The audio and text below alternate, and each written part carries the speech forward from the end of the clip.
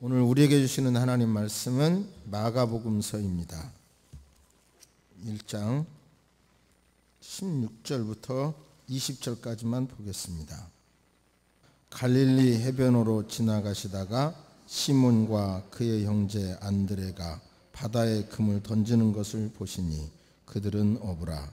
예수께서 이르시되 나를 따라오라. 내가 너희로 사람을 낚는 어부가 되게 하리라 하시니 곧 그물을 버려두고 따르니라. 조금 더 가시다가 세베대의 아들 야고보와 그 형제 요한을 보시니 그들도 배에 있어 그물을 깁는데 곧 부르시니 그 아버지 세베대를 품꾼들과 함께 배에 버려두고 예수를 따라가니라. 아멘. 하나님께서는 천지를 창조하시고 생육하고 번성하여 땅에 충만하라 하셨어요. 그래서 그 일이 계속 이루어지는 겁니다. 지금도. 뿐만 아니라 신앙도 그리스도의 장성한 그 수준까지 성장하라 했어요. 그래서 주님은 지금도 우리의 신앙이 성장되기를 원하십니다. 그런데 신앙생활을 이렇게 쭉 하시는 분들의 성향을 보면 어찌하든지 말씀대로 나를 내려놓고 나를 부서뜨리면서 말씀이 나를 조각하고 말씀이 나를 만들어 가도록 노력하는 분이 있고요. 또 어떤 분들은 말씀대로 따라가다가 완전히 주인이 내가 돼가지고 예수님을 내 무릎 아래 딱 꿀을 치워놓고 예수 이름은 말하지만 내가 주인으로 신앙생활하는 그런 경우도 많아요. 근데 그게 성경 안에 보면 너무 많죠. 사두개인이나 이런 사람들도 자기들이 생각한 메시아가 있는 거예요. 근데 그것과 예수님이 보여준 메시아관이 안 맞으니까 예수님을 박살내는 겁니다. 근데 그런 형태의 신앙은 지금도 계속 된다는 게 문제예요. 열심이 있는데 오히려 잘못된 열심도 있고요. 그게 문제죠. 이게 비판을 위해서가 아니라 우리 현실을 직시하기 위하여 드리는 말씀이고 긍정적인 대안을 갖도록 하시기를 바랍니다. 러시아의 문호가 쓴 소설 카리마조프 형제라는 소설에 유럽 교회의 타락상을 소개하는 대목이 있어요. 그걸 소개하면 그 당시 마녀 사냥이라는 재판이 있는데요. 그러니까 너 안에 마귀가 들었다는 거예요. 멀쩡한 사람을. 근데 세월이 지나서 보니까 마귀가 들어갔다고 지목한 사람들이 돈이 많은 사람들이에요. 그러니까 그 사람 제거하면 돈이 억수로 이렇게 몰취할 수 있는 거예요. 교회가. 그러니까 마녀 사냥식의 재판이 계속될 때 재판장이 추기경인데 그 장면이 나와요. 재판하는 현장에 예수님이 등장한 거예요. 그래서 추기경이 소설 얘기입니다. 예수님을 잡아서 깊은 감옥에 가두어요. 그런데 좀 양심의 가책이 있어서 밤에 풀어주면서 추기경이 예수께 하는 소리가 다시는 교회에 찾아오지 말라 협박을 해요. 그러면서 하는 말이 이미 인간이 만든 종교법과 인간이 만든 제도로 교회는 안정을 유지하고 있다. 그런데 예수 당신이 개입을 하면 오히려 굉장한 혼란이 온다. 그러니까 개입하지 말아달라 이렇게 말해요. 중세 교회의 타락 이후에 이제 유럽 교회가 종교 개혁을 통해서 새로운 모습으로 일어나는 시점에서 또 유럽 교회의 타락한 모습을 이제 아파하는 마음으로 소설 속에 인용한 건데요. 오늘 말씀을 정말 잘 들어주시면 좋겠어요. 이 성경 본문에 나와 있는 이 본문의 내용 속에서 어떻게 해야 정말 바른 신앙인지, 어떻게 해야 저와 여러분들의 신앙이 바로 될 수 있는지, 신앙생활을 하다가 보면 나름대로 습관이 생겨가지고요, 교회 안 가면 불안하고 가서 보자니 신앙의 무게가 막 짓눌리고 기쁨도 없고 이러지도 못하고 저러지도 못하는 성도가 많은데요, 오늘 말씀 속에서 진정한 신앙의 의미가 무엇이고 어떻게 해야 회복할 수 있는지 정확하게 깨달으시기를 바랍니다. 혹시라도 이 말씀이 목사 저 자신의 사사로운 해석이 될까봐 두려운데요, 성령님께 지혜를 구했고 성령님이 주시는 음성을 저는 증거하려고 합니다. 이 내용을 보면 세례 요한에게 세례를 받았죠. 메시아 침식이라고 보면 되겠어요. 세례를 받고 예수님께서 외치신 메시지가 하나님의 복음을 전파한 건데, 하나님 나라가 가까이 왔으니 회개, 돌이키고 복음을 믿으라. 바꾸라는 거예요. 생각을 바꾸고 행동을 바꿔라. 이 메시지는 한마디로 요약하면 하나님 나라, 천국, 킹덤 오브 갓이라고 그러죠. 하나님 나라예요. 예수님의 메시지의 핵심이 하나님 나라, 죽어서 가는 천국도 있고 이 땅의 천국도 이루라는 말씀이에요. 그 일을 하고 나셔서 하신 일이 4명의 제자를 선택을 해요. 그리고 예수님께서 회당에 들어가십니다. 회당에 들어가서 말씀을 전하자 권세 있는 자와 같고 서기관 같지 않다는 평을 스스로 해. 그 말씀을 듣던 사람들이. 그때 이제 그 회당에 더러운 귀신이 있었어요. 소리를 질러. 우선 개념을 설명합니다. 그때 메시아인 것을 최초로 귀신이 알고요.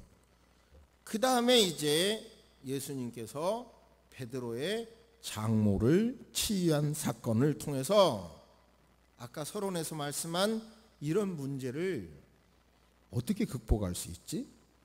정말 신앙의 근본이 뭐고 우리 시대에 조심해야 할 게 뭔지 이것을 정확하게 한번 깨달으시기를 바랍니다. 한번 어떤 말씀일까를 생각해 보세요.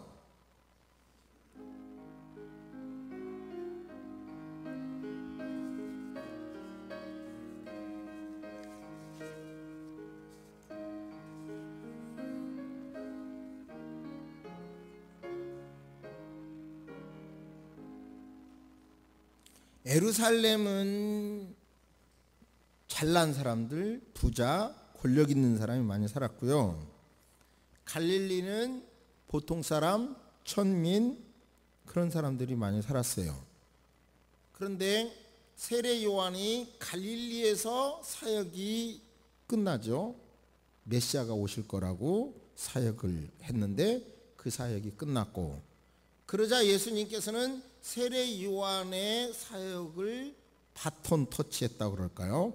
이어서 보통 사람이 사는 갈릴리에서 사역을 시작합니다. 예수님께서 이제 해변을 지나가시다가 16절에 보면 시몬과 베드로라고도 해요. 시몬, 베드로와 그의 형제 안드레를 봅니다. 그들이 뭐를 하고 있었냐면 바다에 그물을 던지고 있어요. 그들이 어부니까요. 예수님께서 그들에게 콜링하죠. 부르죠. 나를 따라오라. 내가 너희로 사람을 낚는 어부가 되게 하리라. 유명한 말씀이죠. 그러자 베드로와 그의 형제 안드레가 그물을 버려두고 예수님을 따라요. 대단한 결단력이죠. 조금 더 가시다가 세베대, 이렇게 이름을 낸 걸 보면 세베대는 굉장히 부자였다고 그래요. 그리고 예수님께서 나중에 재판을 받잖아요. 대제사장에게서. 그때 요한이 거기에 들어간 걸 보고 또 여종들이 안 걸 보면 세례 요한의 요한의 아버지 세베대와 대제사장과는 친분이 있는, 세베대는 그 지역의 유지였다는 설이 정설입니다. 근데 여기서도 보면요, 또 다시 불러요. 부르시니 요한이 그의 형제와 함께 세베대를, 아버지를 한번 따라서 하십니다. 기억하게. 품꾼들과 함께. 이 말씀 뭐냐면요, 베드로와 안드레는 자기 식구들이 어업을 했다면 바로 요한의 가족은 품꾼을 데리고 어부할 정도의 기업형 어부였다, 이런 것을 알 수 있어요. 그에게도 이제 따라오라고 하니까 따라오게 됩니다. 자, 이래서 이제 첫 번째 제자 4명을 선택한 거예요. 첫 번째 메시지 이후 첫 번째 제자 4명을 선택했어요. 그리고 하시는 말씀이, 하신 일이 안식일에 회당에 들어가셔서 말씀을 가르치셨는데, 그때 회당에 주제가 빗나가니까 그렇지만 정리하고 들어갑시다. 한번 따라서 하십니다. 더러운 귀신 들린. 더러운 귀신 들린. 시작. 더러운 귀신 들린. 꼭 귀신 앞에는 더럽다고 들어요. 그리고 들었다고 그래요. 안에 들었다고 그래요. 다음에 설명하기로 하고요. 귀신 들린 사람이 소리를 지르는데 뭐라고 지르냐면 24절 나사렛 예수여, 정확히 알아요. 우리가 당신과 무슨 상관이 있나이까? 그 다음에 우리를 멸하려 왔나이다. 마귀, 귀신, 사탄을 멸하려 온 걸 알아요.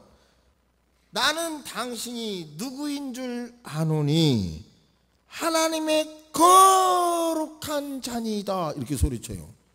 여기서 아주 중요한, 아주 머리가 띵 할 정도로 충격이 있어야 되는데요, 예수님이 하나님의 아들이고 귀신을 멸하려 왔다는 사실을 제일 먼저 안 자가 누구예요? 귀신이에요. 귀신. 그 다음에 이제 예수님께서 잠잠하고 그 사람에게서 나오라 그러잖아요. 아까는 들렸다 그러고 나오라고 그러고, 그 다음에 이제 예수님께서 야고보와 29절 요한과 함께 시몬 베드로 집에 들어가요. 가서 보니까 30절에 이 단어도 눈여겨봐야 되는데요, 따라서 하십니다. 열병으로 누워. 이 어떤 병일까 이제 조사를 해봤더니 유명한 바클레이 같은 사람은 말라리아라는 거 주장하기도 하고요. 확실한 것은 여기서 누웠다는 단어를 조사해 보니까 감기 걸린 정도, 잠자는 정도로 누워있는 게 아니라 시제가 보니까 과거에서부터 미완료 시제를 쓴 걸 보니까요, 한마디로 오랫동안 병원으로 들어오는 걸 알 수가 있어요. 여기서 중요한 질문, 왜 장모가 베드로 집에 와 있어요? 그건 알 수가 없어요. 고민을 많이 해봤는데 자료를 찾아보게 해도 알 수는 없었어요. 여러 가지 주장들은 있었지만 제 마음에 확신은 없었고요. 여기서 이제 중요한 걸 봅시다. 제자들이 여기서 선택을 해서 3년 동안 훈련 받는 중에 넘어지고 쓰러지고 막 하잖아요. 그런데 귀신은 단번에 알아버려. 메시아인 걸, 하나님의 아들인 걸. 여기서 중요한 것은요, 신앙생활을 하는 것은 머리로 아는 지식은 귀신 수준입니다. 너무 지나치게 제가 평가했습니까? 신앙생활에 있어서 지식적으로 머리로만 아는 지식은 귀신 수준이에요. 귀신도 메시아인 줄 알고 하나님의 아들인 것을 알고 두려워 떨었어요. 그런데 제가 신학을 처음 시작할 때만 해도 신학을 하기 위해서는 뭐를 했냐면요, 소나무 뿌리를 캐야 된다는 말을 했어요.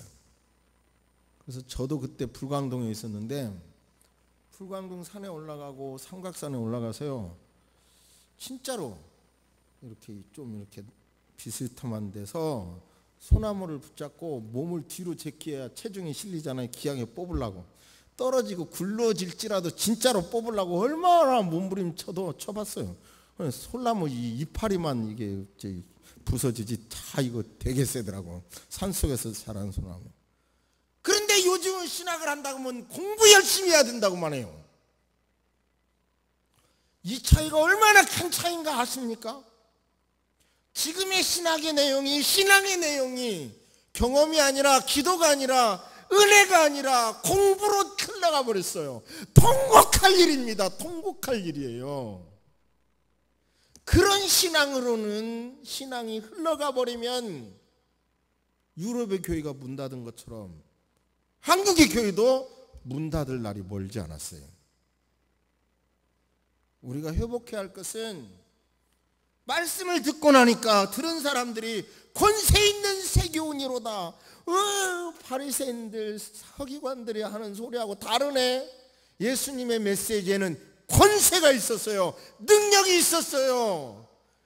학문을 통해서 공부를 통해서 진리를 캐내는 것 알아요. 그게 필요해요. 그거 없이도 안 되지만 주체가 너무나 공부 쪽으로 가버린 이것 통곡할 일이에요. 함께 기도할 일이에요. 근데 실제적으로 보면요, 신학대학원에서 140학점을 이수해야 되는데 실제적인 것을 강조하고 실제적인 것을 가르쳐야 된다는 주장에는 다 공감해. 신학대학 총장들 취임할 때마다 다 실천신학을 강조하겠다고 해. 그러나 한 학점도 줄여내는 사람 없어요. 이론 신학을 한 학점도 줄여내지 못해요. 왜냐하면 졸업학점에는 정해져 있고 실천신학을 더 늘리려고 그러면 여러분요, 이론 신학을 줄여야 되거든요. 그러니까 이론 신학을 줄이면 교수 자리가 뺏기는 거예요. 그러니까 절대로 안 없어져요. 아마 예수님 재림할 때까지 안 없어질 것 같아요. 이제는 제가 수없이 싸워서 노력을 해봤는데 안 돼요. 이런 현상을 우리는 통곡해야 할 일이에요. 그리고 우리 자신의 신앙도 제발 머리로만 배우려고 하는 그런 신앙에서 빨리 깨우시기를 주의 이름으로 축복합니다. 제자훈련이라는 말이 많이 나오는데요, 예수님이 제자를 선택한 게 있어요. 우리 3장 보십니다. 14절 같이 합독하십니다.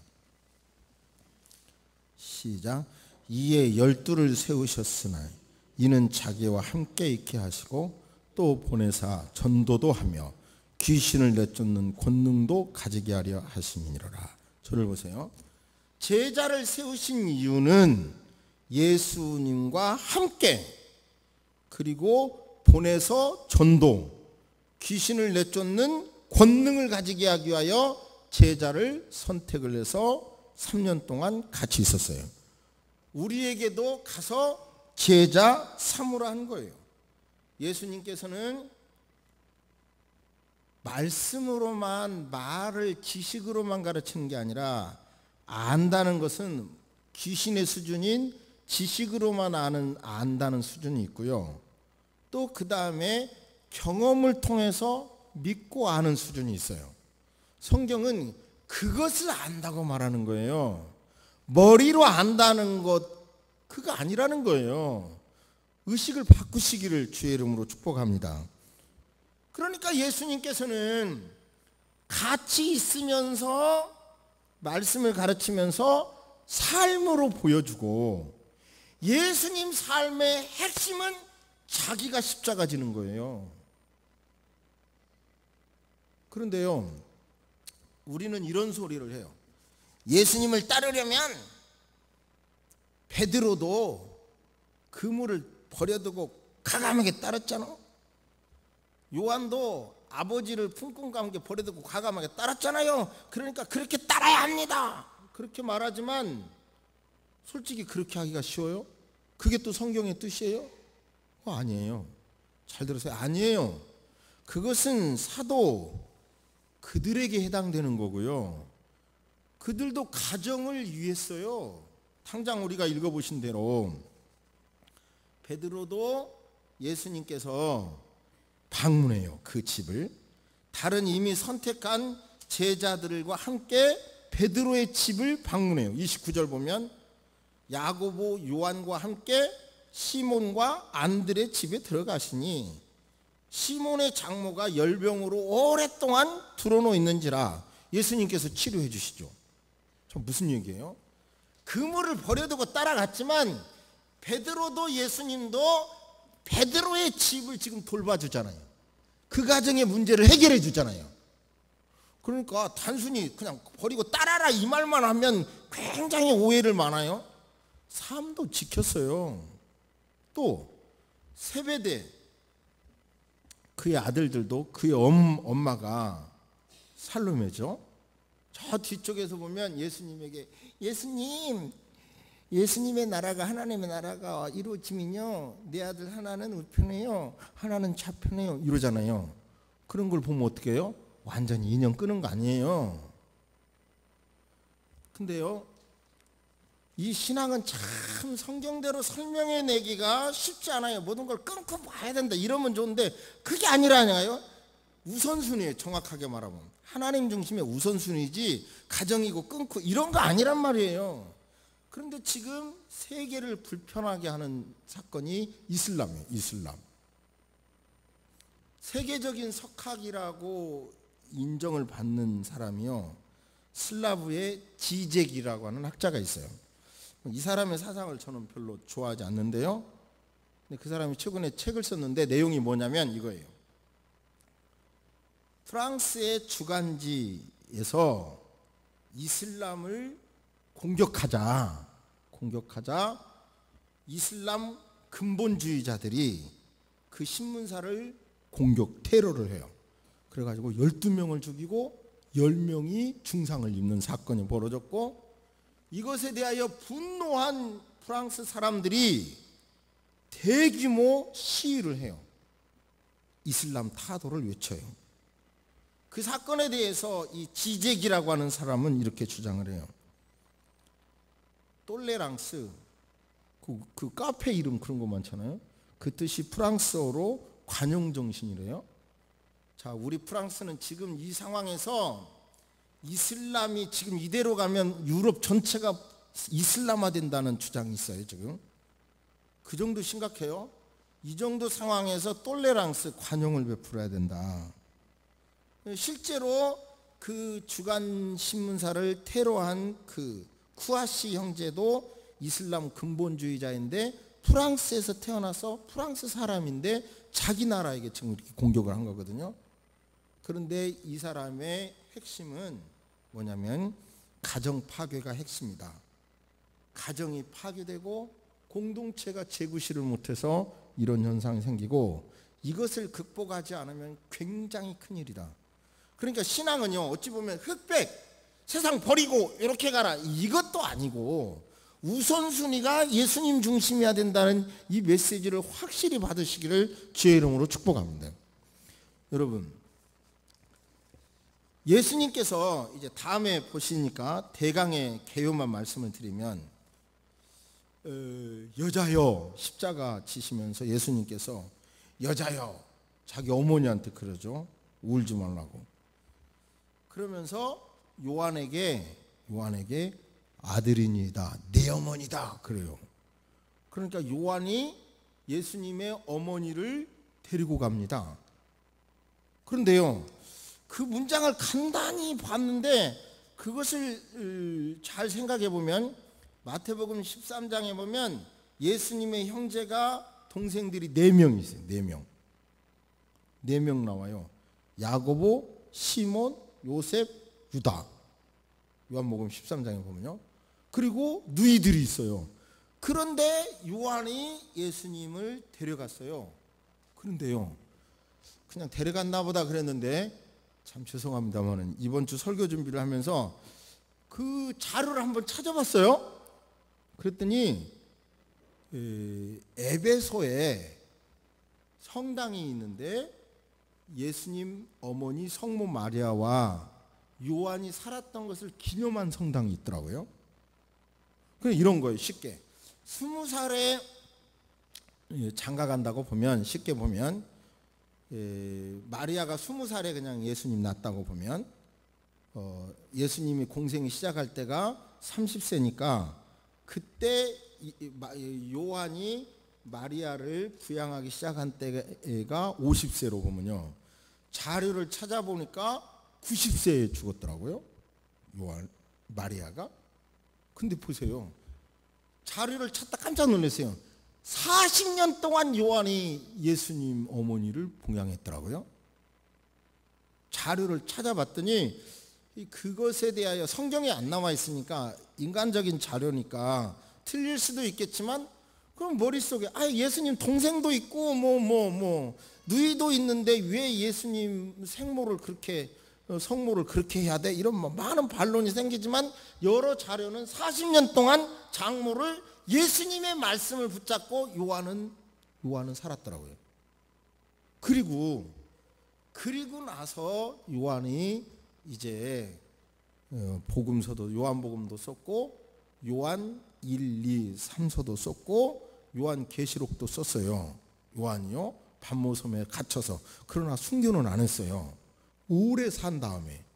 그래, 요한의 입장에서 제가 요한이라고 하면 이러겠더라고요. 어쨌든 이 크리스찬 사이에서 베드로가 막 잘 나가, 혜성같이 나타난 바울은 더 잘 나가. 자기는 그냥 예수님 어머니만 모시고 사는 거예요. 그러다가 끝에 그렇게 쓰임 받았더라고요. 그러니까 예수님의 일이라고 하는 것은 커서 옳은 것도 아니고 작아서 틀린 것도 아니에요. 그러니까 우리의 삶에서 정말 왜 유럽의 교회가 막 이렇게 융성하게 올라가다가, 얼마 전에요, 영국에서 세계 크리스찬 모임을 가지려고 했다가 취소했어요. 취소하려다가 한국에서 돈을 보내갖고요, 쬐끄맣게 축소해서 하고 말았는데요, 영국은 이미 교회의 힘을 잃어버렸다는 거예요. 왜 이런 현상이 벌어지는 건가? 왜 이런 현상이 벌어지는 건가? 어떻게 해야 회복되는 건가? 한번 여러분 스스로를 먼저 한번 생각해 보시기 바랍니다.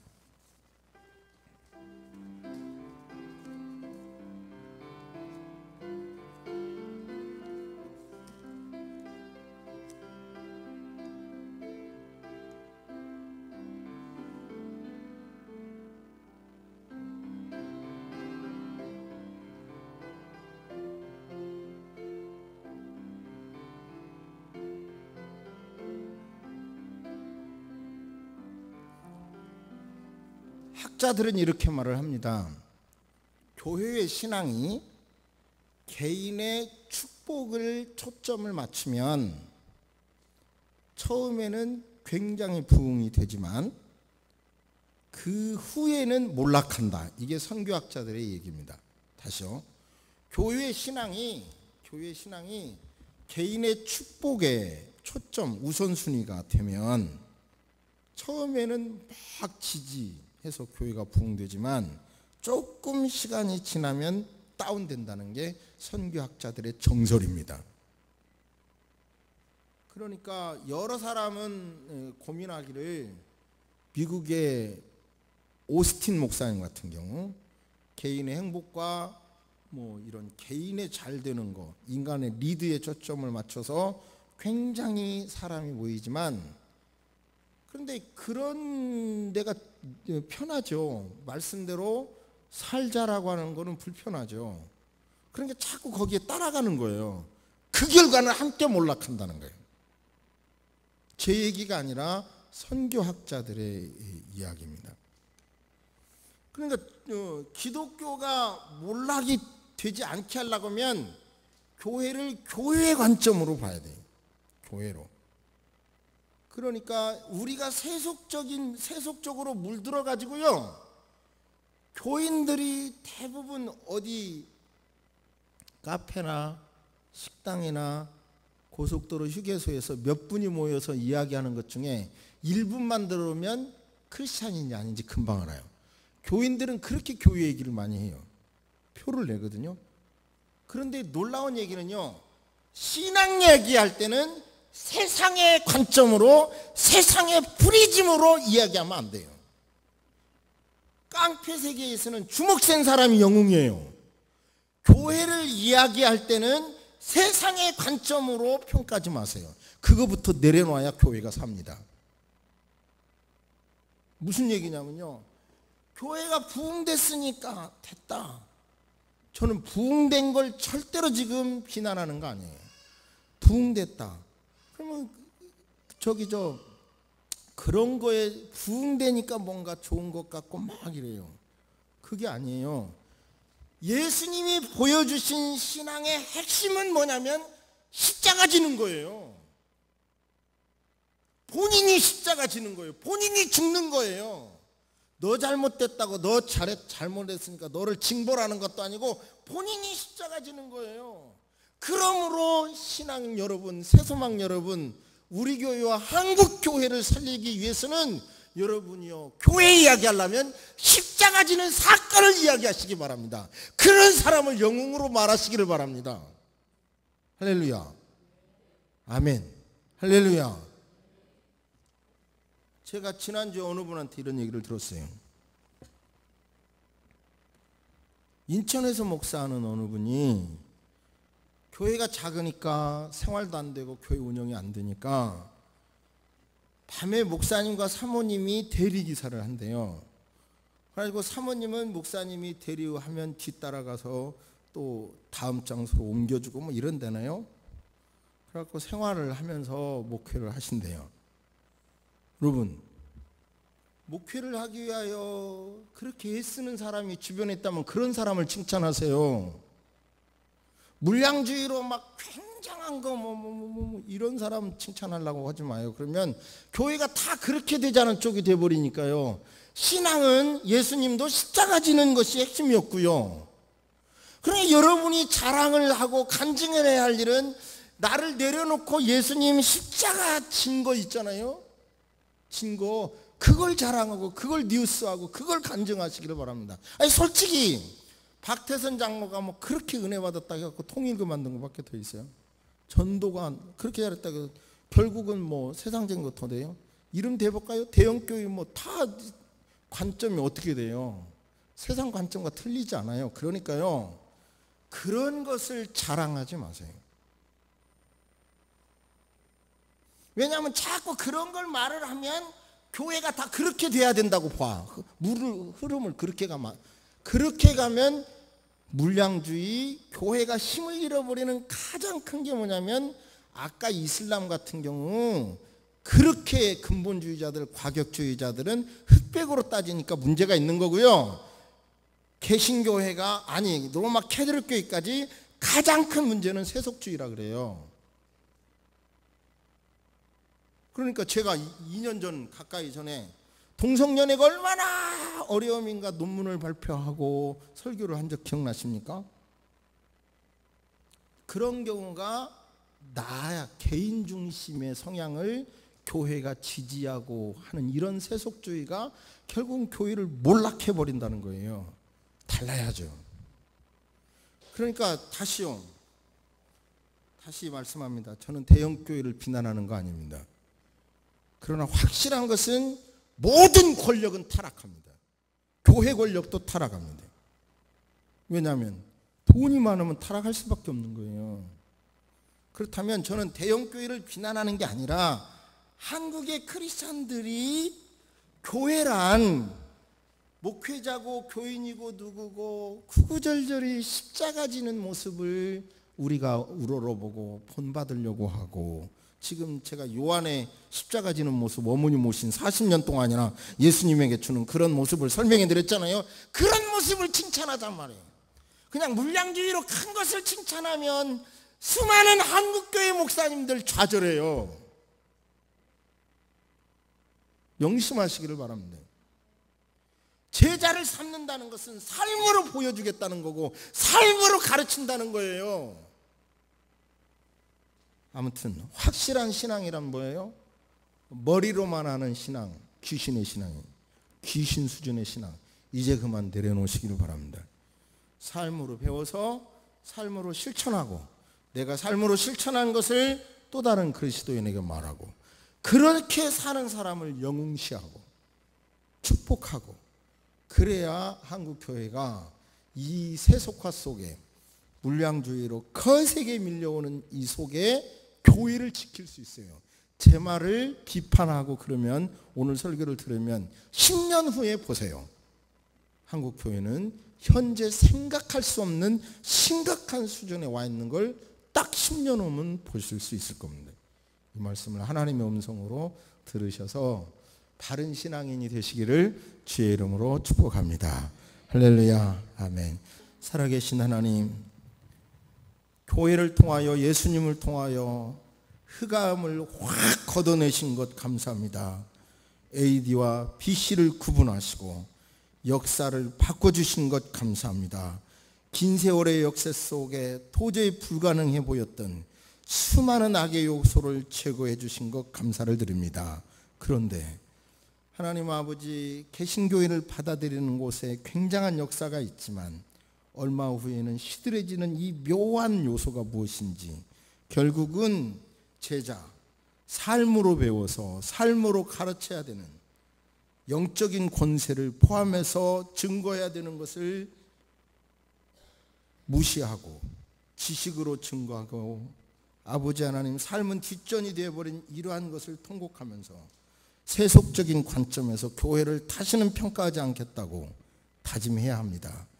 그렇게 될 때 교회가 회복된다는 것을 깨달을 수 있도록 도와주신 것 감사합니다. 지금은 우리 주 예수 그리스도의 은혜와 우리 하나님의 놀라우신 사랑과 성령님의 감화감동 교통하심이 이제로부터 영원토록 함께 있을지어다. 아멘.